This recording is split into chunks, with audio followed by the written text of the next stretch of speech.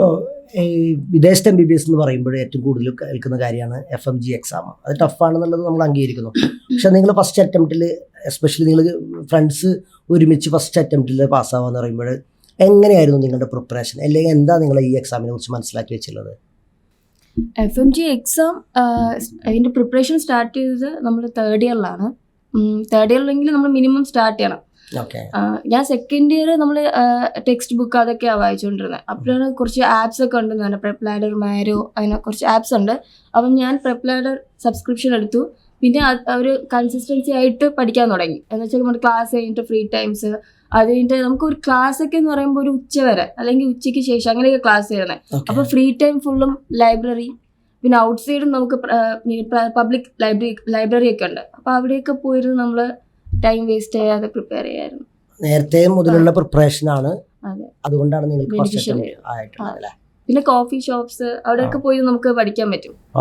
ഒരുപാട് പേര് പറയും 6 മാസം നിങ്ങൾക്ക് ക്ലാസ് വന്നിട്ട് പഠിച്ചാൽ പോരെ, ഈ 6 മാസം എന്തായാലും ഫസ്റ്റ് ഇയർ പഠിക്കുന്ന കാര്യങ്ങൾ മറന്നു പോകത്തില്ലേ, അപ്പൊ 6 മാസത്തിൽ പഠിച്ചാൽ മതി എന്ന് കുറെ പേര് പറഞ്ഞിട്ടുണ്ട്.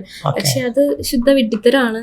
കാരണം ഈ 6 മാസം നമ്മൾ അനുഭവിക്കുന്ന ഒരു സ്ട്രെസ് എന്ന് പറയുന്നത് ഭയങ്കര ഡിഫിക്കൽട്ടാണ്. സോ ഫസ്റ്റ് ഇയറെ നമ്മൾ പ്രിപ്പയർ ചെയ്യുകയാണെങ്കിൽ നമ്മുടെ ബേസ് അവിടെ തറവാവുക ചെയ്യുന്നത്. അപ്പോൾ ബാക്കിയുള്ള ഇപ്പോൾ മെഡിസിൻ പഠിക്കുകയായാലും അനാട്ടമി അറിയാതെ മെഡിസിൻ പഠിച്ചിട്ട് കാര്യമില്ല, അല്ലെങ്കിൽ ഫിസിയോ അറിയാതെ പഠിച്ചിട്ട് കാര്യമില്ല. സോ ബേസ് തൊട്ടേ ഫസ്റ്റ് വരെ നമ്മൾ പ്രിപ്പയർ ചെയ്യുവാണെങ്കിൽ അതിന്റെ ബെനിഫിറ്റ്സ് എപ്പോഴായാലും ഉണ്ടാവും. ഇപ്പോൾ ആരെങ്കിലും എന്തെങ്കിലും ക്വസ്റ്റ്യൻ ചോദിച്ചാൽ പോലും ബേസ് അറിയാത്ത ഒരാൾക്ക് ഒരിക്കലും അത് ആൻസർ ചെയ്യാൻ പറ്റില്ല. സോ ഫസ്റ്റ് ഇയർ മുതലേ പഠിക്കുക, ആ സമയത്ത് അത് യൂസ് ചെയ്ത് പോവുക എന്നുള്ളതാണ്.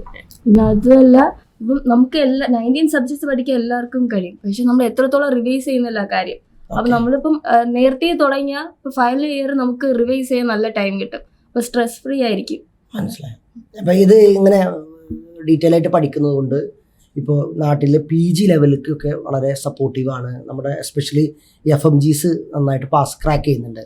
എന്താണ് നിങ്ങൾക്ക് അതിനെ കുറിച്ചിട്ട് മനസ്സിലാക്കിയിട്ടുള്ളത്? ഓൾറെഡി നമ്മൾ 19 സബ്ജക്ട്സ് 1 ടൈം കവർ ചെയ്തതാ.